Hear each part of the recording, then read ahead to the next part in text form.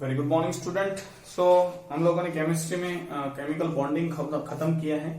Now we are going to start physics chapter. जो हम लोगों ने एक चैप्टर स्टार्ट किया था इलेक्ट्रोमैग्नेटिक वेव्स एंड स्पेक्ट्रम, उसमें हम लोग आधे तक पहुंच गए थे।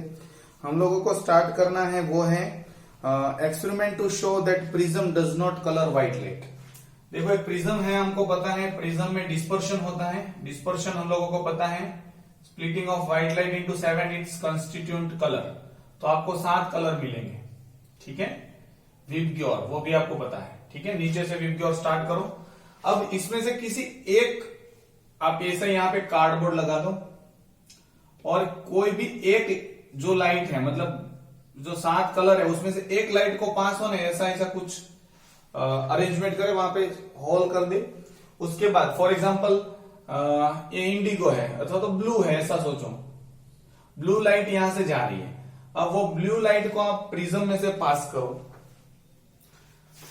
कैसे भी प्रिज्म आप रख सकते हो, ऐसा नहीं कि मैंने रखा है हम उल्टा ही रखेंगे, ऐसा नहीं है। तो ये क्या करेगी, ब्लू की ब्लू ही रहेगी, ठीक है। सो ऐसा नहीं है कि प्रिज्म किसी लाइट का कलर बदल, मतलब वो डिस्पर्शन होता है, लेकिन प्रिज्म कोई does not colour white light. Prism है वो व्हाइट लाइट प्रोड्यूस नहीं कर सकता है। नेक्स्ट है वो है सेकेंड एक एक्सपेरिमेंट है रिकॉम्बिनेशन ऑफ व्हाइट लाइट। देखो ये दोनों बोर्ड में पूछे नहीं जाने वाले, स्टार रखा है ऊपर। स्टार मतलब मेरे जैसे है, ये पूछे नहीं जाएंगे, लेकिन मैं यहां पे एक्सप्लेन कर रहा हूं। तो Newton's experiment on recombination of white light. उन्होंने क्या किया, एक प्रिज्म लिया, उन्होंने एक लाइट इंसिडेंट किया, उसको साथ एक बैंड ऑफ लाइट मिला जिसको हम लोग स्पेक्ट्रम बोलते हैं, ठीक है। स्पेक्ट्रम उसको मिला। अब यही स्पेक्ट्रम को उन्होंने एक अलग दूसरे प्रिज्म पे रखा, तो ये सारा जो भी स्पेक्ट्रम है, मतलब उनको जो मिला था स्पेक्ट्रम, वो अब वापस उसको सारे स्पेक्ट्रम को इसमें कंबाइन करके जाने दे रहा है। तो अब उसको क्या मिल रहा है, व्हाइट लाइट। तो व्हाइट लाइट स्टार्ट किया था, फिर उसको स्पेक्ट्रम मिला 7 colour, VIBGYOR, violet, indigo, blue, green, orange, red, वो सब आप जानते हो। तो उस बैंड को मैंने वापस किस पे इंसिडेंट किया, दूसरे प्रिज्म पे, और व्हाइट लाइट मेरे को मिली। तो white light after white light. इसका रीजन ये है कि सेकेंड प्रिज्म जो है टर्न द डिस्पर्स कलर, जो दूसरा है ये क्या करेंगे, डिस्पर्स कलर वाली लाइट है उसको रिकम्बाइन करेगा और व्हाइट लाइट प्रोड्यूस करेगा। सिंपली इसका मतलब ये है, इसको अगर आप दोनों को ज्वाइन कर दो तो आपको आई थिंक सो ऐसी चीज मिलेगी, that is glass slab. Glass slab मिलेगी। तो ग्लास स्लैब में डिस्पर्शन नहीं होता है, देयर इज अनदर फिनोमिनन। तो यहां पे लेटरल डिस्प्लेसमेंट हुआ, ये नहीं होता तो सीधा जाता, ठीक है, और ना ये टेढ़ा जा रहा है, मतलब इतना उसको डिस्प्लेसमेंट करने को मिला है। इसको लेटरल शिफ्ट बोलते हैं, लेटरल डिस्प्लेसमेंट बोलते हैं, ठीक है। ये आगे के चैप्टर में आएगा तब मैं आपको बताऊं। तो that is the third reason है न्यूटन डिस्क। न्यूटन डिस्क के इक्वल आप भाग करो 7, ठीक है, 3, 4, 5, 6, 7, और उसको विबग्योर लाइन में ऐसा, और उसको बहुत तेजी से घुमाओ, तो ये आपको व्हाइट अपीयर होगा।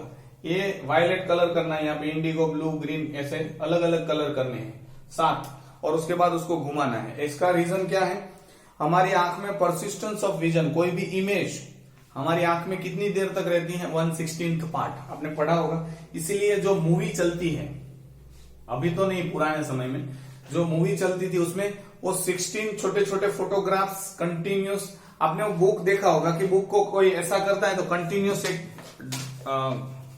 मतलब हर पेज में अलग अलग पिक्चर है, और ऐसा करते थे तो आपने देखा होगा वो पंछी उड़ रहा है या ट्री ग्रो हो रहा है, ऐसा लगता है ट्रेन जा रही है। क्यों ऐसा होता है, क्योंकि जो भी इमेज 1/16 पार्ट तक नहीं, उतने 1/16 part of the second, part 1 second के 16 पार्ट करो, उसमें से एक पार्ट, उतनी देर तक ही इमेज हमारे रेटिना पे रहती है, उसके बाद तुरंत चेंज हो जाती है। तो अब कंटिन्यूअसली 1/16 सेकेंड के पार्ट के पहले आप उससे भी ज्यादा अगर भागोगे तो आपको कंटिन्यूस मोशन में दिखाई देंगे पिक्चर, ठीक है। ये उसका रीजन है। Bright white light is not possible because of the various painted sector do not reflect all the wavelength present in the sunlight. Dull white दिखाई देगी, इतनी ज्यादा भी नहीं कि एकदम व्हाइट टाइट सफेदी की चमकार। ओके, तो ये था। अब है इनविजिबल स्पेक्ट्रम। इनविजिबल स्पेक्ट्रम मतलब एक तो विजिबल स्पेक्ट्रम है, दूसरा इनविजिबल है जो हम लोग देख नहीं सकते लेकिन लाइट है। ठीक है, तो ये इनविजिबल जो स्पेक्ट्रम है उसको भी हमको देखना पड़ेगा।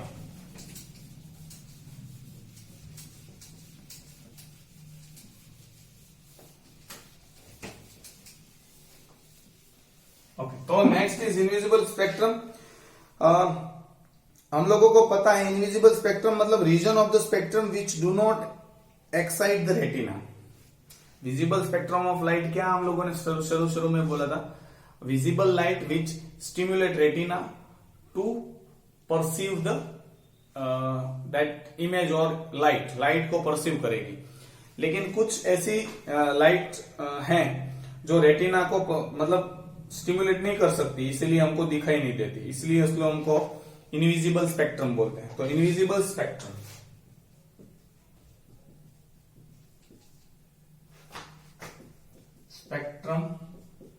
Of light. तो देखो साउंड में भी हम लोग पढ़े हैं, साउंड में आपने सुना होगा सब सोनिक, सोनिक, अल्ट्रासोनिक।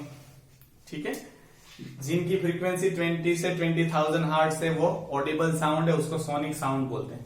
उससे कम सब सोनिक जो एलिफेंट और कुछ एनिमल सुन सकते हैं, और 20,000 से ज्यादा उसको हम लोग बोलते हैं अल्ट्रासोनिक। ठीक है, जो मच्छर और बहुत सारे दूसरे कुछ ऑर्गेनिज्म सुन सकते हैं, हम नहीं। तो लाइट में भी ऐसा है जो हमारी आंखों को परसीव कर सकता है, जो एक्साइट कर सकता है, रेटिना में कुछ मैसेज, सिग्नल्स, इंपल्स परसीव कर सकते हैं, ऐसे स्पेक्ट्रम को विजिबल। इसके अलावा बहुत सारे लाइट है जो हमको दिखाई नहीं देंगे क्योंकि हमारी आंख उससे फर्क नहीं पड़ता है। नेक्स्ट इज इंफ्रारेड रेडिएशन या इंफ्रारेड स्पेक्ट्रम। ये बोर्ड में पूछते हैं, जरा इसको हम लोग ध्यान से देखते हैं। Electromagnetic radiation beyond red and of the visible spectrum are called infraradiation. And spectrum is called infrared spectrum. ये है प्रिज्म, व्हाइट लाइट, ये ऐसी आपको पता चलेगा। यहाँ पे रेड है R, और यहाँ पे violet, indigo, blue, green, yellow, orange and red, ऐसा माने। अब रेड से भी बियॉन्ड यहां पे कुछ रेडिएशन होती है, उसको हम लोग बोलते हैं इंफ्रारेड रेडिएशन।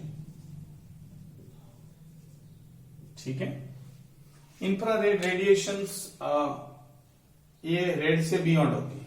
ठीक है, और पूरे स्पेक्ट्रम को हम लोग इसके बाद जो भी स्पेक्ट्रम मिलता है उसको हम लोग बोलते हैं इंफ्रारेड स्पेक्ट्रम। ये किसने डिस्कवर किया है? विलियम हर्शल ने 1800 में। उन्होंने सोलर लाइट पास की थी ग्लास प्रिज्म के through. He moved a thermometer with a black and bulb. देखो यहाँ पे थर्मोमीटर उन्होंने मूव किया, ये थर्मोमीटर है, आप सोचो। ठीक है, थर्मोमीटर यहां से यहां मूव किया तो टेम्परेचर राइज हुआ, लेकिन यहां तो हमको पता था कि यहाँ पे लाइट आ रही है, सनलाइट। लेकिन यहाँ पे प्रिज्म रखने के बाद there is a sudden increase of temperature, बहुत ज्यादा इंक्रीज हुआ। यहाँ पे लाइट की वजह से जो सनलाइट आ रही है तो थोड़ा थोड़ा गर्म करेगी, और जो हमको टेम्परेचर रिकॉर्ड करने को मिला उससे यहां पे बड़ी तेजी से टेम्परेचर हाई हो गया। तो sudden rise in temperature. This proved that there is a region of electromagnetic radiation beyond red which produce heat effect but not visible. तो उसका मतलब क्या है? यहाँ पे विजिबल स्पेक्ट्रम के बियॉन्ड भी कुछ स्पेक्ट्रम ऑफ लाइट है जो दिखाई तो नहीं देती लेकिन हीट प्रोड्यूस करती है। ठीक है, that radiation produce heat. Later on Langley, an American, found that glass allow radiation up to 20,000 into 10⁻10 meter to pass through it. तो बाद में एक अमेरिकन साइंटिस्ट ने ढूंढ निकाला कि कोई भी ग्लास प्लेट है और सनलाइट आ रही है तो उसके अंदर कौन कौन सी लाइट आएगी? 20,000 into 10⁻9 मीटर वाली वेवलेंथ वाली भी लाइट एंटर हो सकती है। ठीक है। However, rock salt can allow radiation of much higher wavelength to pass through them. तो रॉक सॉल्ट जो होते हैं, आपको पता है, जो सॉल्ट के टुकड़े होते हैं बड़े बड़े पत्थर जैसे, पथरीला व्हाइट कलर मार्बल लाइक होते हैं, वो तो इससे भी ज्यादा वेवलेंथ वाले रेडिएशन को अंदर आने देते हैं। Langley used an arc lamp as a source of light and obtained a spectrum through rock salt prism. He used a thermopile to detect infrared radiation. He found by his experiment that the range of infrared radiation extend to 10⁻³ तो उन्होंने arc lamp का इस्तेमाल किया as a source of light. Sun नहीं, खुद का एक lamp होता है जो आर्क लैंप है, बहुत तेज लाइट फेंकता है, उसको रॉक सॉल्ट प्रिज्म से पास किया। और थर्मोपाइल एक इंस्ट्रूमेंट है that will detect the heat, कितनी हीट है, टेम्परेचर कितना राइज तेजी से हो रहा है, वो सारी इस्तेमाल वो उन्होंने किया थर्मोपाइल ने। और उन्होंने बताया कि इंफ्रारेड रेडिएशन है वो 10⁻³ तक जा सकता है पर मीटर, ठीक है। सोर्स ऑफ इंफ्रारेड रेडिएशन, हमको पता है कि रेडिएशन हमारी देखो, जहां से भी हीट, कोई भी गर्म वस्तु है वो इंफ्रारेड रेडिएशन इमिट करता है। फॉर एग्जांपल हमारी बॉडी 37 डिग्री टेम्परेचर, तो हमारी बॉडी में से हीट निकलती होगी। फॉर एग्जांपल आपके चाय के कप रख दिया पूरा एकदम हॉट चाय, तो उसमें से धीरे धीरे हीट बाहर लॉस होगी in the form of infrared radiation. हमारी बॉडी में से भी हीट बाहर निकलती है, लेकिन हम लोग ठंडे क्यों नहीं होते? क्योंकि अंदर कांस्टेंट टेम्परेचर मेंटेन करने के लिए बहुत सारा रेस्पिरेशन मेटाबॉलिज्म चलता रहता है, ठीक है। तो हम लोग जितना खाते हैं उसमें से ज्यादा इस्तेमाल कहां पे होता है? हीट लॉस के फॉर्म में चला जाता है, ठीक है, to keep the body warm. तो कोई भी any matter which radiates out heat energy is the source of infrared. तो कोई भी गर्म चीज है वो इंफ्रारेड रेडिएशन का सोर्स है, ऐसा सुन लीजिए और मान लीजिए, ठीक है। प्लांट, बॉडी, सारे लिविंग ऑर्गेनिज्म, क्योंकि सारे लिविंग ऑर्गेनिज्म में कुछ ना कुछ एक्टिविटी तो चलती है अंदर सेल में, तो हीट एनर्जी फॉर्म होती ही रहती है। For the infrared radiation of higher intensity white hot source of light such as the sun, arc lamp, burning gases और any other material are the most suitable. तो ज्यादा अगर चाहिए तो सन है, आर्क लैंप है, कोई बर्निंग गैस है मतलब एलपीजी जहां पे जलता है, और any other material are the most suitable, और कोई दूसरा भी हो सकता है। प्रॉपर्टीज ऑफ इंफ्रारेड रेडिएशन, तो सबसे ज्यादा जो हीट प्रोड्यूस करता है वो है इंफ्रारेड रेडिएशन। आप ये याद रखना, पूछ लेते हैं, ये पूछेंगे आप, ठीक है, कि सबसे ज्यादा हीट रेडिएशन कौन देता है, और ब्लैंक्स में पूछेंगे, 1 मार्क्स में पूछेंगे, कुछ ना कुछ तो पूछेंगे, उसकी वेवलेंथ भी पूछते हैं। तो being electromagnetic waves they are not affected by electric और मैग्नेटिक फील्ड। देखो ये इलेक्ट्रोमैग्नेटिक वेव्स है, मतलब ये किसी से उसको कोई इफेक्ट नहीं कर सकता है। आप लोग 9th और 10th में पढ़ चुके होंगे, यहां से कुछ रेडिएशन निकलती है और यहाँ पे पॉजिटिव, यहाँ पे नेगेटिव रखा है, याद हो तो, अल्फा बीटा गामा, ठीक है। कुछ रेडिएशन इस साइड चली जाती है, कुछ रेडिएशन इस साइड जाती है, कोई सीधी जाती है, उसको गामा कहते हैं। तो जो नेगेटिव है वो पॉजिटिव की साइड जाएगी, जो पॉजिटिव है वो नेगेटिव की साइड जाएगी, कुछ न्यूट्रल होती है, सीधी सीधी चली जाती है। सेम थिंग, सन रेज को आप जाने दोगे इसके बीच में से तो कोई अट्रैक्शन नहीं मिलेगा। तो infrared radiation never affected by electric और magnetic field, they travel with the velocity same 3 × 10⁸। तो आपको पता है ये लाइट की स्पीड 3 × 10⁸ मीटर पर सेकेंड, इसका ही मतलब होता है 3 लाख किलोमीटर पर सेकेंड। तो ये याद रखो, इंफ्रारेड रेडिएशन की भी स्पीड इतनी ही है, ठीक है। Next, they obey the laws of reflection and refraction. It is on account this reason that parabolic mirror or lenses can focus the rays. If the focusing is done on the piece of paper or cotton wool, it catches fire. तो ये law of reflection show करती है, मतलब law of reflection क्या है? जितना angle of incident है उतना ही एंगल ऑफ रिफ्लेक्शन है, इक्वल है। Normal incident ray and refracted rays lies in the same plane, शायद ये पढ़ चुके हैं आप, ठीक है। और लॉज ऑफ रिफ्रेक्शन ये है, whenever a light rays एक मीडियम में से दूसरे मीडियम में जाएगी तो there is a deviation of their path, उसका पाथ है वो चेंज हो जाएगा। फॉर एग्जाम्पल एक ग्लास है, आपने लाइट यहां पे इंसिडेंट की, तो रेयरर मतलब कम डेंसिटी वाला है एयर, ये ग्लास है वो डेंसर है, डेंसर मतलब जिनकी डेंसिटी ज्यादा है। whenever a light rays pass from rarer medium to denser medium it bend towards the normal। देखो ये सीधी जानी चाहिए लेकिन मुड़ गई, ठीक है। अब क्या होगा कि ये यहां पे इंसिडेंट होगी। अब आप सोचो कहां से कहां जा रही है, इसको अब डेंसर में से रेरर में जाना है, तो it is away from the normal, देखो दूर चली गई, सीधी जानी चाहिए, ठीक है। So this is the law of reflection, ये हम लोग पढ़ेंगे जब एक चैप्टर है पूरा इसके बारे में। तो सिर्फ इतना याद रखो कि जब रेरर मीडियम मतलब जिनकी डेंसिटी कम है, तो यहाँ पे हवा थी तो हवा की डेंसिटी ग्लास के कंपेरिजन में तो कम ही है। तो whenever any light rays pass from rarer medium to denser it bend towards the normal, नजदीक आएगी, नॉर्मल ये है, नॉर्मल मतलब 90, ठीक है, टुवर्ड्स द नॉर्मल। अब देखो ये डेंसर में से रेरर में जा रही है पहले, अब इसको अब ग्लास में से जा रही है और एयर में निकलेगी तो to away from the normal, ये चीज याद रखो। This is the law of reflection, उसमें भी साइन एंगल वेंगल सब होता है, वो हम लोग बाद में देखेंगे। नेक्स्ट इज जब उसको फोकस करवाया जाए, फॉर एग्जांपल आप इसको फोकस करवाओगे, सारी लाइट रेज आ रही है सनरेज, उसको आप फोकस करवाओगे सबको, तो यहाँ पे पेपर वेपर को वो आग लगा सकता है, या फिर आपने ऐसी सारी बहुत सारी लाइट रेज को यहाँ पे कन्वर्ट करवाया, तो यहाँ पे आपने थोड़ा सा कागज रखोगे तो जल जाए।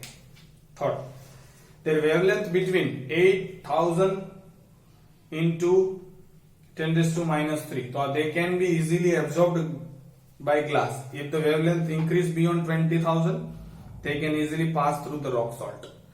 तो ये जो देखो इसकी वेवलेंथ 8000 इंटू 8000 इंटू 10⁻10 मीटर है, से लेके 1 इंटू 10⁻³ तक आ सकती है, इतना ह्यूज उसका स्पेक्ट्रम है, मतलब वेवलेंथ का।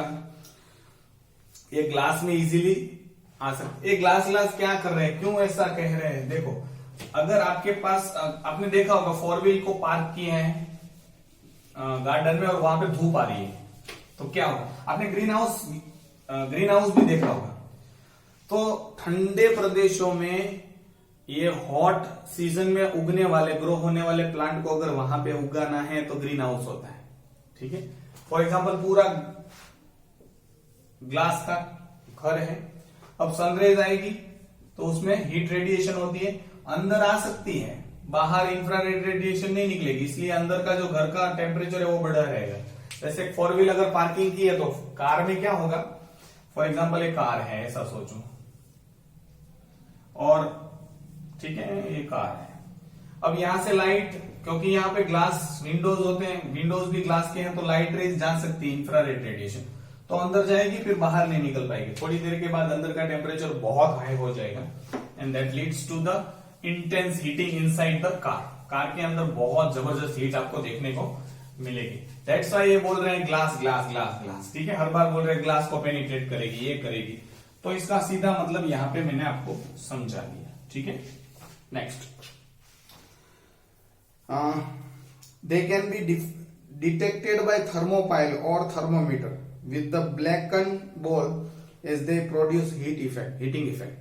ब्लैक बॉल वाला थर्मोमीटर, क्योंकि ब्लैक शर्ट पहन के जाते हैं तो ज्यादा गर्मी लगती है, क्यों, क्योंकि ब्लैक कलर है वो इंफ्रारेड रेडिएशन को फटाफट एब्जॉर्ब करता है। तो सेम थिंग है थर्मोपाइल और थर्मोमीटर का काइंड ऑफ थिंग्स, जो ब्लैक उनको कलर कर दिया जाएगा ताकि इंफ्रारेड रेडिएशन को फटाफट कैच करने को मिले, ठीक है। Next, they do not affect ordinary photographic film. जो फोटोग्राफिक फिल्म होती है, अब तो चला गया, देखो पहले नेगेटिव्स आती थी, फोटो खींचते थे, फिर नेगेटिव्स में आपका फोटो, फिर उसको धोते थे वो ब्लैक अंधेरे में, फिर आपका फोटो। तो ये क्यों ऐसा है, क्योंकि लाइट इफेक्ट करती है, तो ये तो कुछ नहीं करती है। However specially prepared film can record them, इनको कोई रिकॉर्ड नहीं कर सकता है, ठीक है, इनको रिकॉर्ड करने के लिए कुछ स्पेशल फिल्म बनानी पड़ेगी आपको। They are least scatter by fog mist owing to their long wavelength. ये लॉन्ग वेवलेंथ है, वेवलेंथ कितनी है, 8000 इंटू 10⁻10 मीटर से लेके 1 इंटू 10⁻³ मीटर, इतनी बड़ी वेवलेंथ वाली लाइट। वेवलेंथ को पता है आपको शायद, ये वेव्स कहलाती है।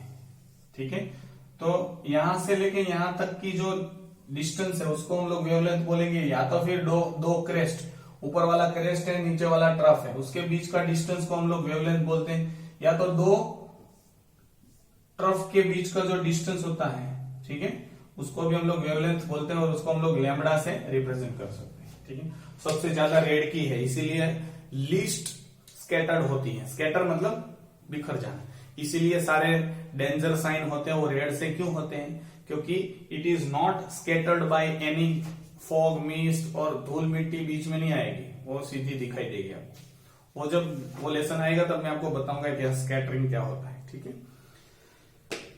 High dose of infrared radiation may cause skin burn. आप थोड़ी देर धूप में खड़े रह जाओ और आपको पता चलेगा स्किन बर्न क्या है। ठीक है, या तो ब्लैक शर्ट पहन के जाओ, पता चलेगा थोड़ी देर के बाद अंदर आपको ईचिंग होगी और ऐसा लगेगा कोई इंजेक्शन लगा रहे, मतलब इस तरह से चुभेगी। सो दैट वुड ज्यादा डोज होगी ऐसा मानना आप, और फटाफट उससे स्किन बर्न भी होता है ना, और ऐसा टी शर्ट यहां तक पहना है फिर इतना ब्लैक फिर इतना white, that is burn, skin burn कहते हैं। यूज, इसका यूज देखो, हीटिंग इफेक्ट करती है इसलिए इसको doctor therapeutic purpose, patient with swollen joints muscles relieve with expose to this radiation. जिनको दर्द होता है घुटनों में उठनों में, हम लोग क्या करते हैं, गर्म पानी का वो भर देते हैं और शेक कापड़े के ना गुजरती में शेक दी दो दैट, तो क्या होगा, हीट इफेक्ट, या तो सीधी रेडिएशन से उसको हीटिंग इफेक्ट से। मेडिकल में यूज होता है थेराप्यूटिक, मतलब ट्रीटमेंट के लिए, कुछ दुखावाना छे, दर्द छे नहीं माटे। नेक्स्ट, और दिल के दर्द की बात नहीं कर रहा हूं, जॉइंट्स के दर्द की बात कर रहा हूं। नेक्स्ट, एज दिस रेडिएशन है वेरी लॉन्ग वेवलेंथ, बहुत ज्यादा वेवलेंथ है, स्कैटर नहीं होती है स्मोक में, फॉग में, इसीलिए उसको फोटोग्राफ्स लेने के लिए इस्तेमाल करते हैं। इन द फोजी वेदर, मतलब बहुत फॉगी वेदर है तो उसमें फोटोग्राफ खींचने हैं तो नहीं आएंगे आप, फॉग ही आएगा, धुंधला दिखाई देगा। लेकिन अगर इंफ्रारेड, देखो इंफ्रारेड रेडिएशन वाले टेलीस्कोप भी हैं। ठीक है, अब तो टेलीस्कोप आ गए हैं जो इंफ्रारेड, तो चाहे हम लोगों को पता है कि हमारा फोटोग्राफ, हमारा कैमरा तो थोड़ा सा ये दूर दिखाई नहीं देता है, आप कैमरा लेके खड़े रह जाओ और 5-15 मीटर तक दूर का खींचो फोटो, नहीं आता है ये। तो आपने कभी कभार देखा होगा प्लेनेट के फोटो इतने क्लियर कैसे आ सकते हैं, और बीच में तो इतना एटमॉस्फेयर है और दूसरे बहुत सारी धूल मिट्टी है, फॉग है, पूरा एटमॉस्फेयर का 1000 किलोमीटर का एक लेयर है, तो भी फोटोग्राफ्स क्लीन क्यों आते हैं, क्योंकि इंफ्रारेड रेडिएशन से खींचे जाते हैं। ठीक है, नेक्स्ट, ऑल हॉट ऑब्जेक्ट है वो ये इंफ्रारेड रेडिएशन